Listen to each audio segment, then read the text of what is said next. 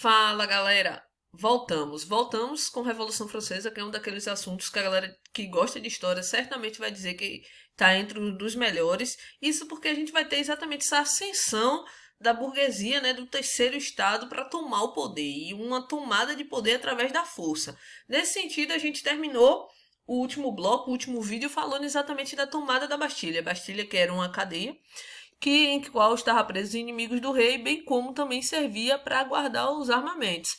E aí a população sai toda da Assembleia Nacional Constituinte e vai direto para a Bastilha, então chegam lá, eles vão cortar a cabeça dos guardas e cortar a cabeça vai virar símbolo da revolução. Aqueles que são contrários à revolução terão suas cabeças cortadas. Então a gente vai ver homens, mulheres e crianças indo de encontro à Bastilha para tomar o poder e tirar o poder da mão do rei. Essa mesma população que vai para Bastilha também vai para Versalhes em busca do rei e da rainha. O rei e a rainha estavam tentando fugir no momento que eles chegam em Versalhes. Eles conseguem pegar o rei e a rainha, colocam na carroça, vão trazer o rei e a rainha, a família, para Paris, para que o rei e a rainha passa a, de fato, ver o que estava acontecendo com a população francesa. Eles colocam esse rei e essa rainha em um castelo bem simplesinho para que eles possam acompanhar a população passando fome, a miséria em que a população estava vivendo. Então, se liguem. É muito comum a gente falar em história, né, do papel dos homens, da importância dos homens, e a gente acaba esquecendo a importância das mulheres. Essa imagem é bem clássica da Revolução Francesa e a gente tem uma mulher, né, com a bandeira da França. E aí, para trazer a representação de uma dessas mulheres, já que foram diversas que estavam envolvidas, eu vou trazer só a Mary Rose, né, que é o nome, o pseudonome, né, que ela utilizou foi o de Olympe de Gouges, e ela estava presente em toda a luta. Não é aquela mulher da imagem, pelo amor de Deus. É uma mulher que ela vai escrever a Declaração dos Direitos da Mulher e da Cidadã em 1771. Entretanto, para que esse documento chegasse ao menos a ser votado, a ser lido, então ela utilizou um outro nome para poder que fosse observado, para que pudesse ser votado, quando na verdade ela vai dar o pontapé inicial para que os direitos das mulheres eles começassem a ser vistos. Entretanto, esses direitos eles não serão aceitos, mas já é o primeiro passo, ela é a primeira, né, aí durante a Revolução Francesa escrever algo pensando na mulher, então ela é extremamente importante dentro desse contexto. Não só ela, como outras mulheres que participaram também fizeram história. Então é o seguinte, já falei para vocês da ideia do grande medo, né? Estamos vivendo o grande medo e esse grande medo era cortar a cabeça de quem é contra a revolução. A gente vai ter o rei e a rainha sendo conduzidos para Paris, então eles vão ser conduzidos, vão ficar em um local bem distante, bem pouco rico, se comparado a forma como eles viviam em Versalhes, e vai ser aprovada a Declaração dos Direitos do Homem e do Cidadão. E dentre um desses artigos, acho que o artigo número 1 é um dos que chama mais atenção, porque a gente vai ter exatamente essa declaração dos direitos do homem e do cidadão com uma base iluminista muito clara, muito grande, né? Então, o primeiro artigo diz: todo homem nasce livre e igual. Seria bom se isto fosse verdade, e a gente sabe que na prática não funciona muito bem. Então, os caras vão criar uma Constituição, e essa Constituição, né, a primeira Constituição pós a tomada da Bastilha, início da Revolução Francesa. Quando a gente fala da tomada da Bastilha, estamos falando do início da Revolução. Ela vai pregar algumas coisas. Então, a nobreza e o clero vão perder suas terras. A gente vai ter a divisão dos três poderes, né? O legislativo, executivo, o judiciário. A gente vai ter o direito à liberdade de expressão, de opinião, de religião, igualdade das pessoas perante a lei, a abolição da escravidão nas colônias francesas, a limitação do poder do rei e o voto censitário. O voto censitário é que você precisaria ter determinada renda para você votar. Então a gente está vendo porque a revolução ela vai modificar toda uma sociedade em sua época.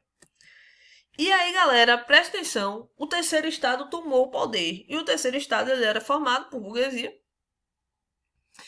pelos sans-culottes, pelos camponeses, pelo povo de forma geral.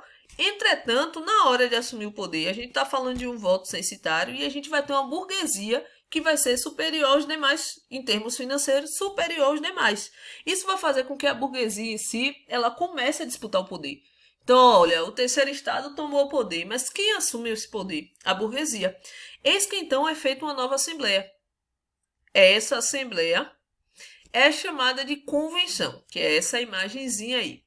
Dessa vez, eles vão eleger os deputados. Esses deputados já ganham uma nova nuance, né? Por quê? Porque a partir de agora o voto é universal, ou seja, masculino e não precisa de renda. Massa, bacana. É nessa convenção que a gente vai ter algo muito próximo do que a gente tem hoje.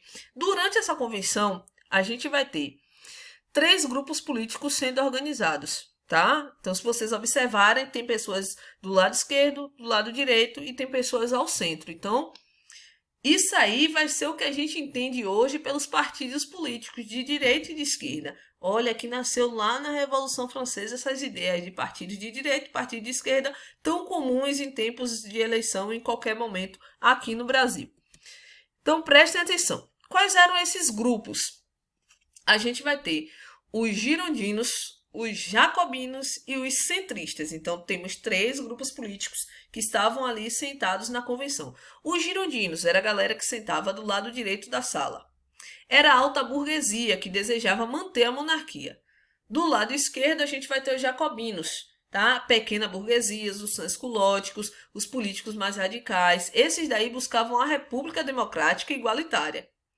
E tinham como liderança o Robespierre, o Marat e o Danton. A gente vai falar bastante deles daqui a pouquinho. Ao meio, a gente vai ter os centristas, que são chamados de políticos indecisos. Eles não sabiam muito o que é que eles queriam, mas eles estavam ali. Então, a gente vai ter uma burguesia fortalecida, que são os girondinos. Entretanto, eles são um grupo menor. Os jacobinos acabam sendo um grupo maior, porque a pequena burguesia, os sans-culottes e os camponeses, então esses daí vão querer uma república diferente dos girondinos que querem a monarquia. E por último a gente tem os centristas, que são os políticos indecisos. Eles estavam de um lado e do outro a depender dos seus interesses. Se ligaram nos 3 grupos: girondinos, jacobinos e centristas. A primeira república a ser implantada, galera, é a República Jacobina, que vai durar 3 anos. Como eu disse para vocês, esse era um grupo maior, então por conta disso eles assumem o poder logo após a queda da Bastilha. Esses jacobinos, eles então eram formados por cerca de 80 mil homens, tinham 70 canhões e eles obrigaram a convenção a decretar a prisão dos girondinos. Se liguem, todo mundo estava junto para derrubar a Bastilha, para tomar o poder. Depois que eles tomam o poder, eles começam a se dispersar e formar grupos menores e que eles não têm mais um ponto em comum. A gente vai ver pontos divergentes. Então, o que é que vai acontecer? Os jacobinos assumem o poder, mandam prender os líderes dos girondinos e criam uma nova constituição. Dentro dessa nova constituição, eles vão dividir o governo por setores. Primeiro setor, da salvação pública. Segundo setor, que é o Comitê de Segurança. E, por último, o Tribunal Revolucionário. Então, a gente tem a divisão em três setores. Salvação pública, porque a população estava vivendo...